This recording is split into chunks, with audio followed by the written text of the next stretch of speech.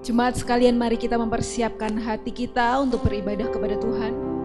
Ibadah ini kita mulai dengan sebuah keyakinan bahwa pertolongan kita datangnya dari Tuhan yang menjadikan langit dan bumi. Turunlah atas kita sekalian rahmat yang datangnya dari Allah Bapa, Allah Anak, dan Roh Kudus. Amin. Teman-teman, kita memiliki Allah yang sungguh luar biasa mengasihi kita. Setiap harinya kita diberikan nafas yang baru, kita diberikan kesehatan yang baru. Teman-teman, saat ini saya mau mengajak kita semua untuk sungguh-sungguh datang ke hadirat-Nya. Kita mengucap syukur atas setiap berkat kemurahan Tuhan. Hanya karena berkat kemurahan Tuhan, kita masih bisa ada hari ini.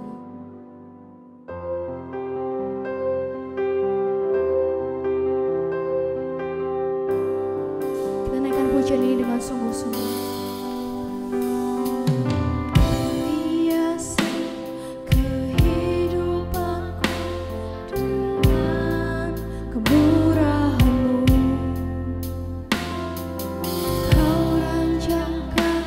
Masa depanku penuh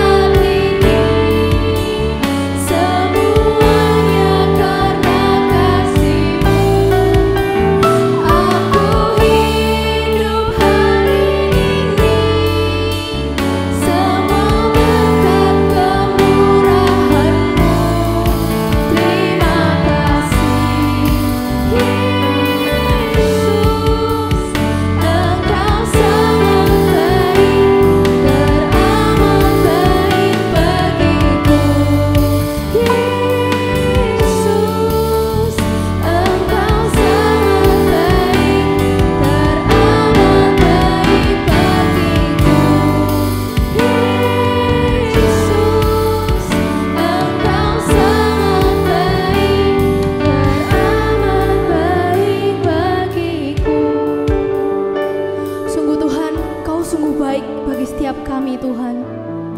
Kami mengucap syukur atas setiap berkat dan kemurahan yang sudah Engkau berikan pada setiap kami Tuhan.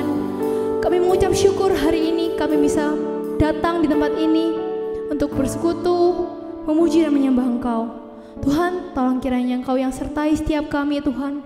Engkau yang bantu kami Tuhan supaya kami bisa fokus untuk memuji dan menyembah Engkau.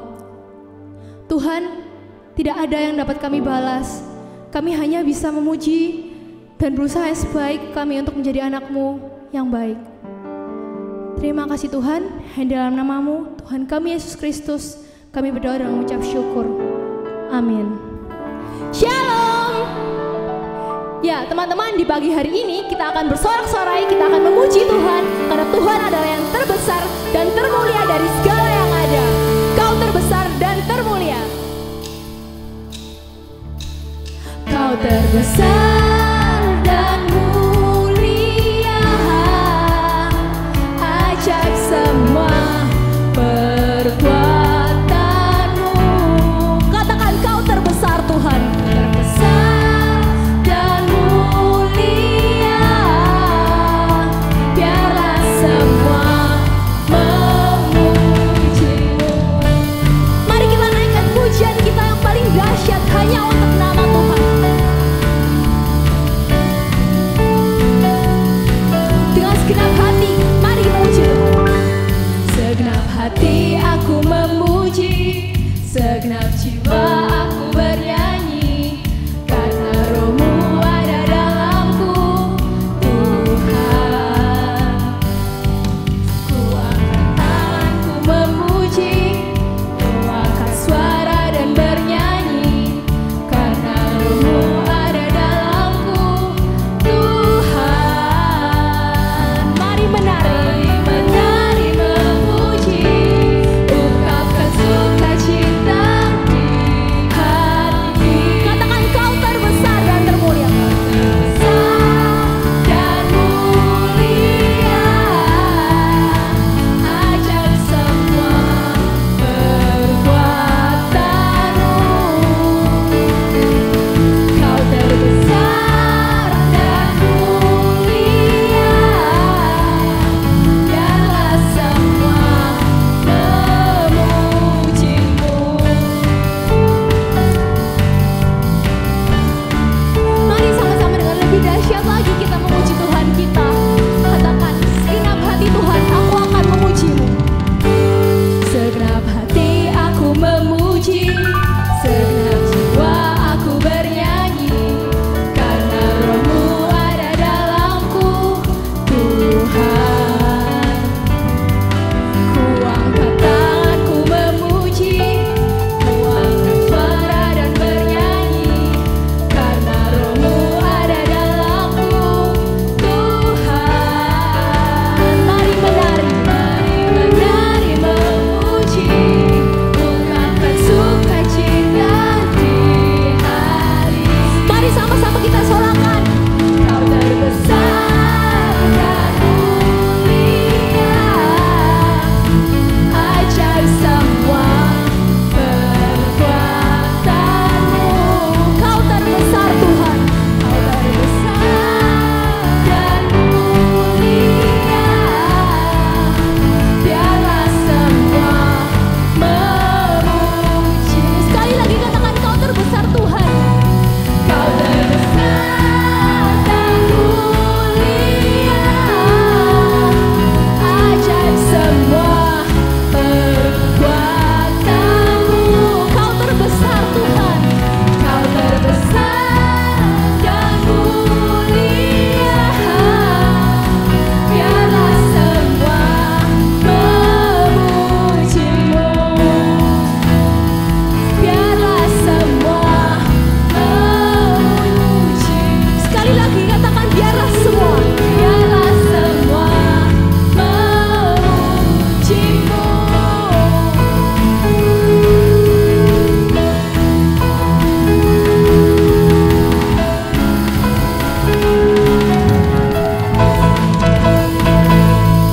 Puji nama Tuhan. Mari dengan segala umat di segala gereja sepanjang abad kita ikrarkan pengakuan kita, pengakuan iman rasuli.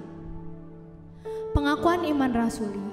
Aku percaya kepada Allah, Bapa yang Maha Kuasa, Khalik langit dan bumi, dan kepada Yesus Kristus anaknya yang tunggal Tuhan kita, yang dikandung dari Roh Kudus, lahir dari darah Maria, yang menderita sengsara di bawah pemerintahan Pontius Pilatus, disalibkan, mati dan dikuburkan, turun ke dalam kerajaan maut. Pada hari yang ketiga, bangkit pula dari antara orang mati, naik ke surga, duduk di sebelah kanan Allah, Bapa yang Maha Kuasa, dan dari sana Ia akan datang untuk menghakimi orang yang hidup dan yang mati. Aku percaya kepada Roh Kudus, gereja yang kudus dan am, persekutuan orang kudus, pengampunan dosa, kebangkitan tubuh, dan hidup yang kekal. Amin. Teman-teman, di masa-masa pandemi ini, mungkin banyak sekali persoalan yang muncul, mulai dari masalah finansial, masalah sekolah dan kuliah yang semakin sulit karena kita tidak bisa bertatap muka. Masalah mungkin ada dari kita yang merasa kesepian karena tidak bisa bertemu dengan orang-orang yang kita kasihi. Teman-teman, kita tidak tahu sampai kapan pandemi ini akan berakhir. Tapi kita tahu satu hal, kita punya Tuhan yang memiliki segalanya. Kita punya Tuhan yang berdaulat atas segalanya. Dan kita tahu bahwa waktu Tuhan adalah yang terbaik bagi setiap kita.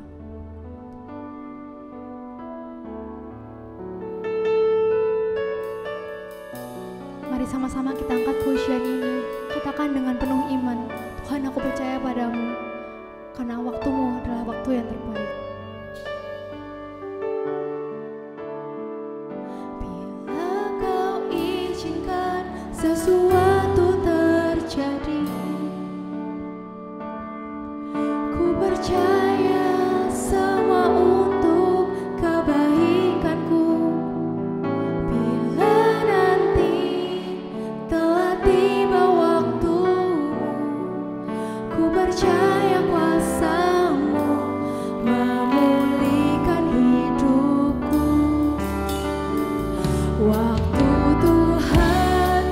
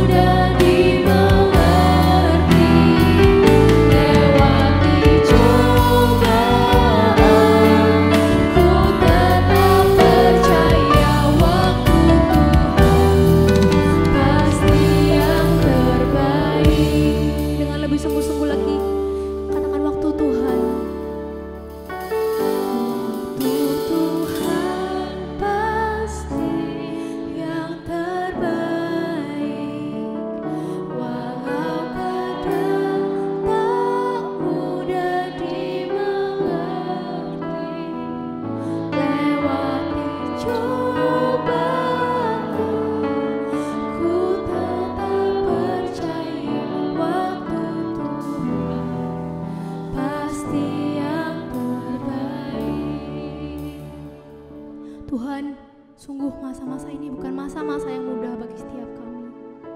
Ada begitu banyak persoalan yang membuat kami khawatir. Ada begitu banyak hal yang menekan kami. Ada begitu banyak hal yang membuat kami jadi sulit untuk percaya bahwa rancangan Engkau adalah rancangan yang terbaik. Tuhan, ampuni kami Tuhan, jika sampai saat ini kami masih sering mengandalkan diri kami sendiri.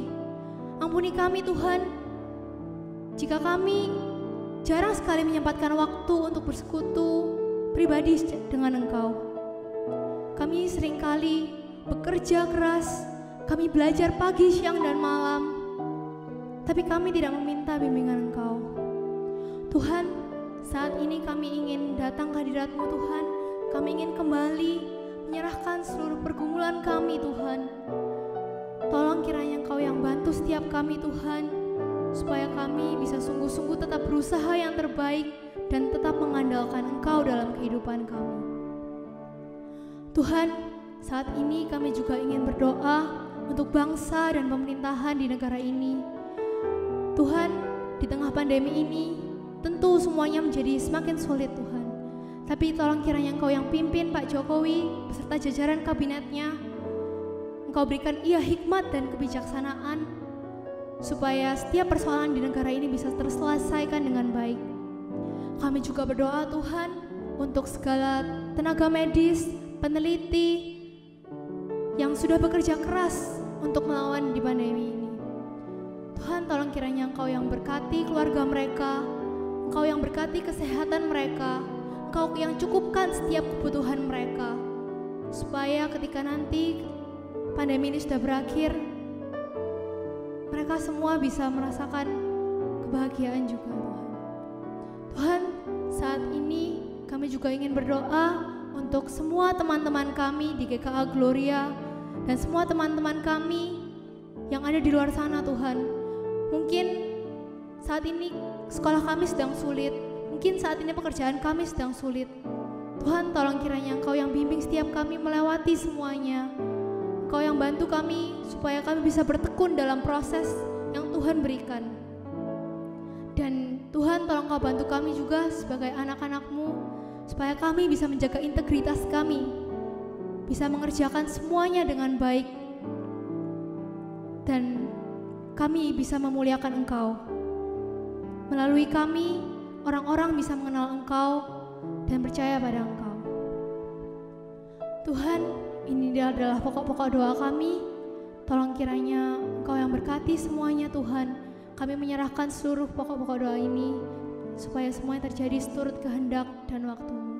Terima kasih Tuhan, hanya di dalam nama-Mu Tuhan kami Yesus Kristus kami berdoa. Amin.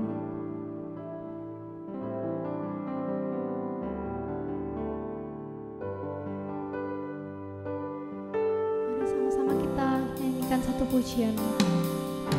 Dan ku ingin mengenal-Mu Tuhan, lebih dalam dari semua yang ku kenal. Tiada kasih yang melebihi-Mu, ku ada untuk menjadi penyembah-Mu.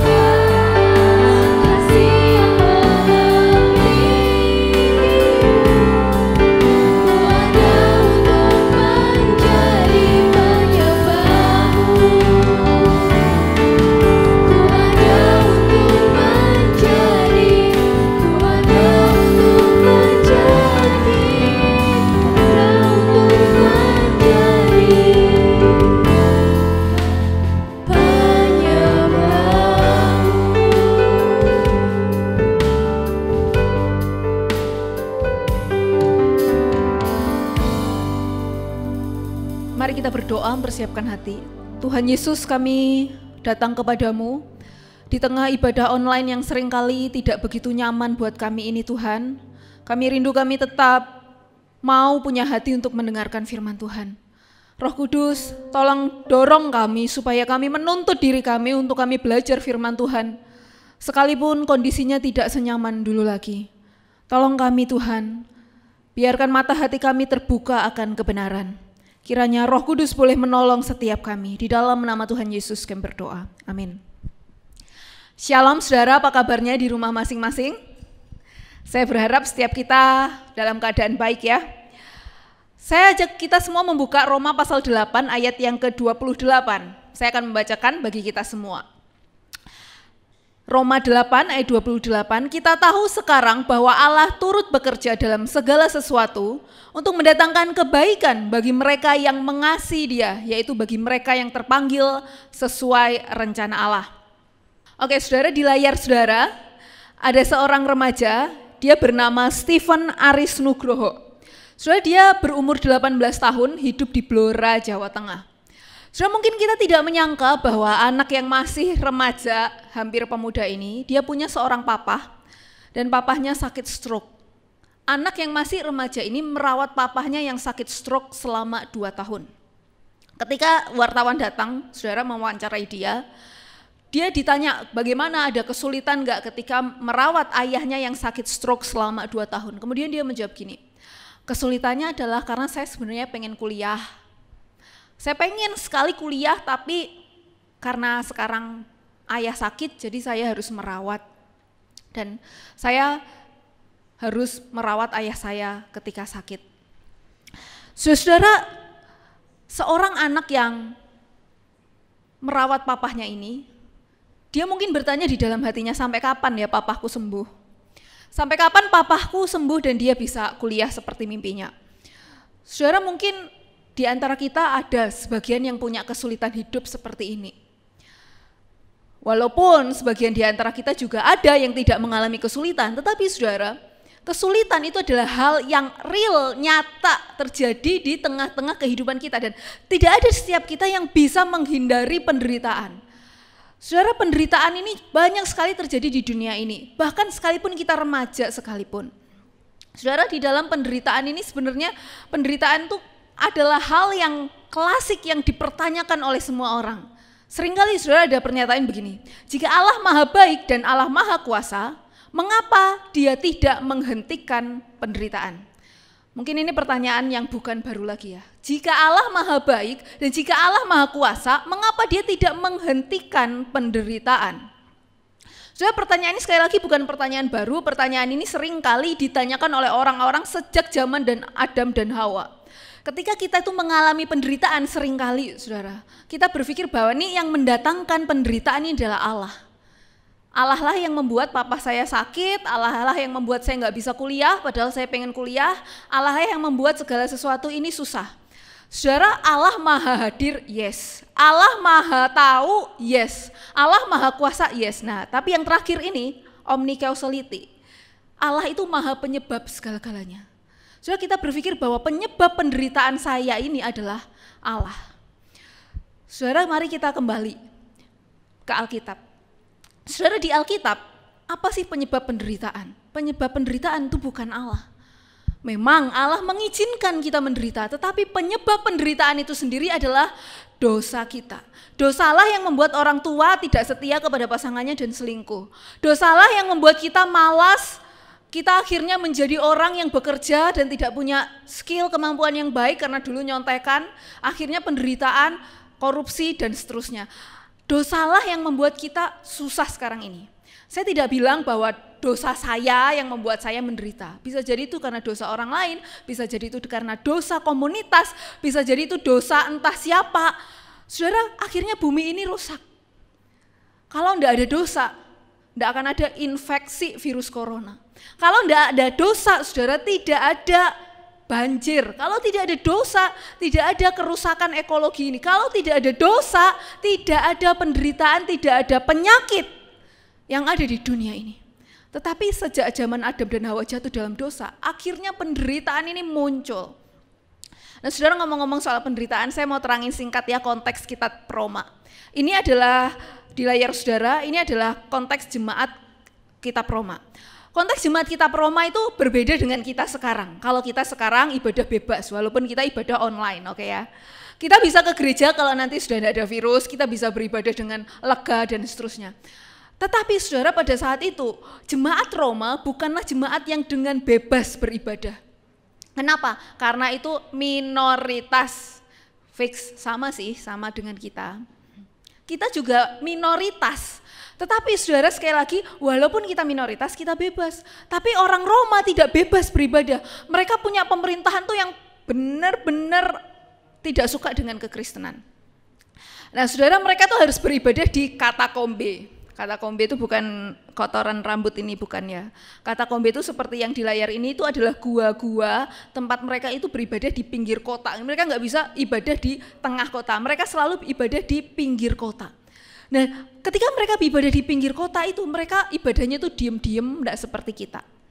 Nah saudara, di layar ini kalau mereka itu punya kesalahan buat pemerintah, saudara, mereka akan dihukum.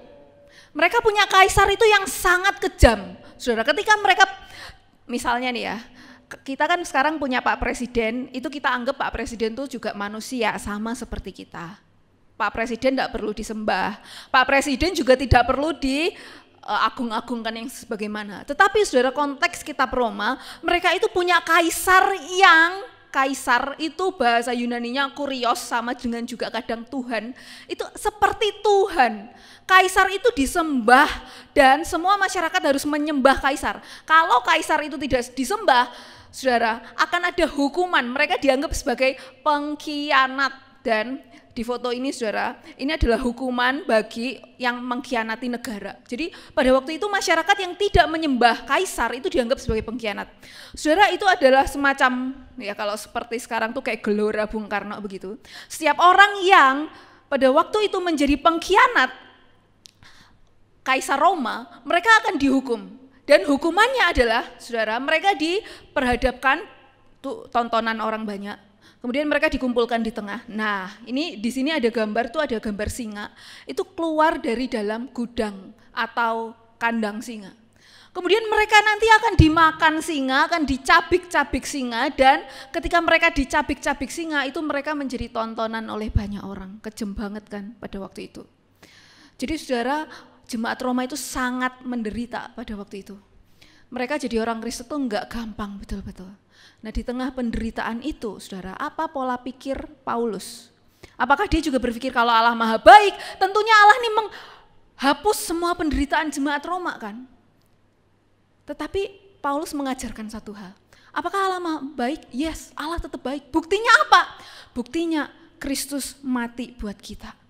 Kristus mati itu adalah kasih yang luar biasa, kebaikan yang paling baik, dan tidak ada kebaikan setinggi yang lain, setinggi ini. Apakah Allah maha kuasa? Yes. Allah ketika mati dia bisa bangkit dan dia menebus jiwa kita dari kuasa dosa yang begitu besar. Saudara, saya mau bacakan sekali lagi Roma pasal 8 ayat 28. Kita tahu sekarang bahwa Allah turut bekerja dalam segala sesuatu untuk mendatangkan kebaikan bagi mereka yang mengasihi Dia dan bagi mereka yang terpanggil sesuai dengan rencana Allah. Saudara, Allah yang maha baik dan Allah yang maha kuasa itu sebenarnya tidak bertentangan dengan adanya penderitaan. Saya mau kasih ilustrasi singkat. Tentunya ilustrasi ini tidak sempurna, break at a certain point, tetapi ilustrasi ini bisa menggambarkan keberadaan Allah yang maha baik dan Allah yang maha kuasa tidak bertentangan dengan adanya penderitaan. Sama seperti keberadaan ayah yang baik, yang kaya raya dan bahagia itu tidak bertentangan dengan keberadaan anak dari ayah tersebut yang jahat, miskin, dan menderita. Saudara, ayah ini saya ibaratkan seperti Allah yang maha baik, yang kaya raya dan bahagia. Sedangkan manusia itu seperti anak yang jahat, miskin, dan menderita. Kok bisa ya? Seakan mungkin kita, mana ada ayah yang kaya raya, baik dan bahagia, kemudian punya anak yang miskin, jahat dan menderita. Tetapi kalau kita betul-betul perhatikan di dunia ini, sebenarnya ada realitas seperti itu. Ada loh ayah yang baik, kaya raya dan sangat bahagia kemudian memiliki anak yang jahat, miskin, dan menderita. Saudara, ayah yang baik punya bisa anak yang jahat. Kenapa? Karena anak ini punya kehendak bebas sendiri. Dia punya kehendak sendiri, dia punya keinginan sendiri, sehingga saudara dia bisa menjadi jahat. Allah kita adalah Allah yang baik, tetapi manusia ternyata tidak mentaati kebaikan Tuhan. Manusia menjadi jahat karena dosa itu tadi. Keberadaan ayah yang kaya raya, Allah kita juga kaya raya, namun manusia bisa menjadi miskin. Kenapa saudara? Contohnya, di perumpamaan anak yang hilang, seorang bapak itu sangat kaya raya, lalu punya anak yang ngambil warisan dari papanya, lalu kemudian dihabiskan warisan itu sampai dia tidak punya duit. Papanya bisa makan apapun yang enak, tetapi dia mau makan saja tidak punya duit, dan dia harus makan dari makanan babi. Seperti itu juga keberadaan manusia. Allah kita kaya raya, tetapi kita bisa menjadi miskin. Dan keberadaan Allah yang bahagia itu bukan berarti kita tidak bisa menderita. Saudara, misalnya kita kalau punya orang tua kan tidak selalu pengen kita itu senang terus walaupun kita jahat. Seringkali saudara, saat kita misalnya melakukan kesalahan dan kita harus menanggung konsekuensi atas kesalahan kita, kita menderita, ya kan? Kita mengalami kesulitan. Dan tidak secara otomatis papa kita langsung membantu kita ngasih kebaikan dan segala sesuatunya, tidak. Kenapa? Karena seringkali ayah kita mengizinkan kita mengalami kesulitan, karena itu ya konsekuensi, karena kenakalan kita, karena kesalahan kita, karena dosa kita. Dan konsekuensi itu membuat kita bertumbuh secara lebih baik. Nah saudara, Allah kita tetap baik, tetapi memang seringkali dia mengizinkan kita menderita dengan segala maksud yang mendatangkan nanti kebaikan. Saudara, sampai di sini, sekali lagi saya mau mengatakan bahwa keberadaan Allah yang maha baik dan kuasa tidak bertentangan dengan keberadaan penderitaan. Mungkin kita bertanya gini, di tengah pandemi gini apa sih yang baik? Saudara, saya mau kita berpikir sedikit ya. Ada beberapa hal yang baik di tengah pandemi ini. Misalnya, saya yakin saudara dosa-dosa itu terbatasi karena adanya pandemi ini. Segala aktivitas fisik kita dibatasi oleh adanya pandemi. Sehingga misalnya ya dosa-dosa seperti percabulan, kemabukan. Kemarin saya baca berita 60 bar di Inggris itu tutup. Nah, kita nggak tahu berapa bar di Indonesia yang juga tutup. Artinya banyak dosa-dosa yang terbatasi karena pandemi ini. Jadi saudara, saya percaya ada kebaikan yang sedang Tuhan kerjakan. Yang kedua misalnya, waktu di awal pandemi kita melihat banyak sekali anak muda itu yang turun tangan ngasih bapak becak, kemudian mereka ngasih sesuatu buat orang yang miskin, ada benar-benar bentuk kepedulian sosial dari beberapa kalangan masyarakat. Jadi saudara, ada banyak spiritualitas yang terbangun di tengah pandemi ini. Belas kasihan orang juga makin bagus, belas kasihan orang makin baik. Yang ketiga misalnya, dan ini yang penting, ternyata saudara, aset pelayanan digital selama pandemi ini naik drastis. Oke ya, ini adalah survei dari Bilangan Research Indonesia. Mereka mensurvei dulu saudara, pada sebelum ada pandemi, tidak semua gereja itu punya komisi digital atau komisi multimedia.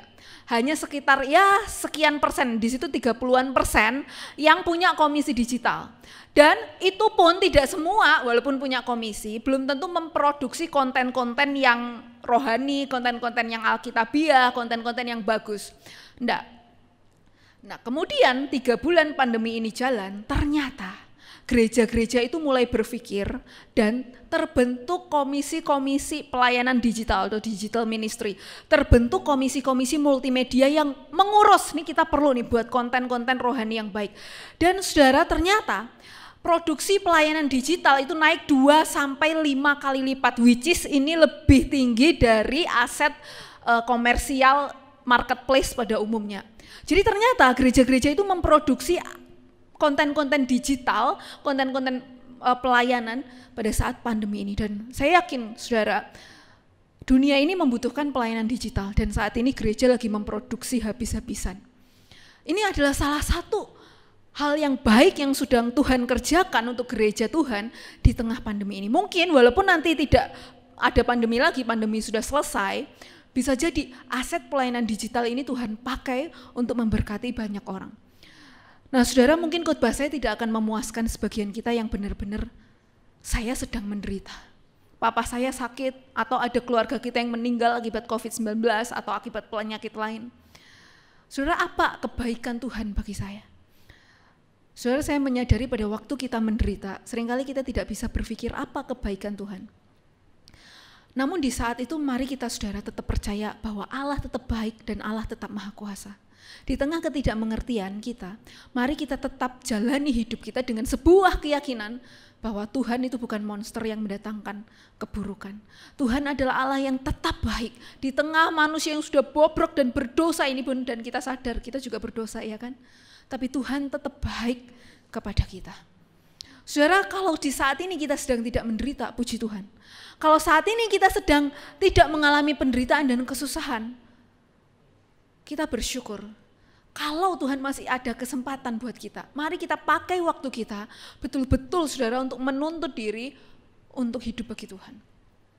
Saudara, saat ini ayo kita tuntut diri kita untuk melayani Tuhan dengan lebih lagi.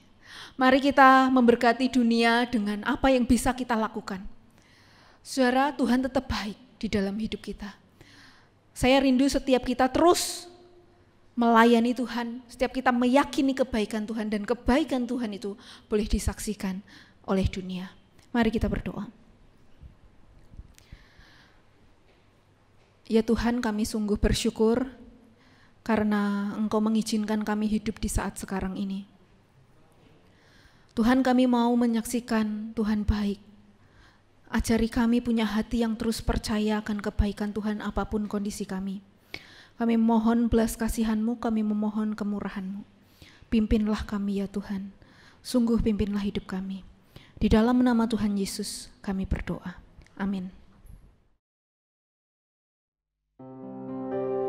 Ya teman-teman, seringkali dalam jalan kehidupan kita ini di tengah penderitaan, kita terpuruk, kita jatuh, kita merasa down, tanpa kita sadari bahwa kita memiliki Allah yang sungguh mengasihi kita dan berdaulat atas kehidupan kita.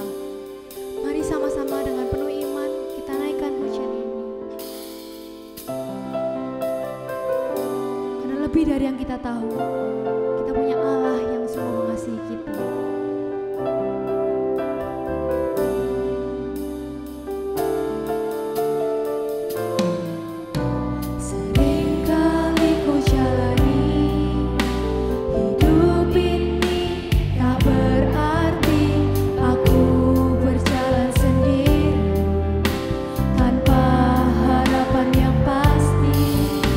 Namun tanpa ku sadari, tanganmu yang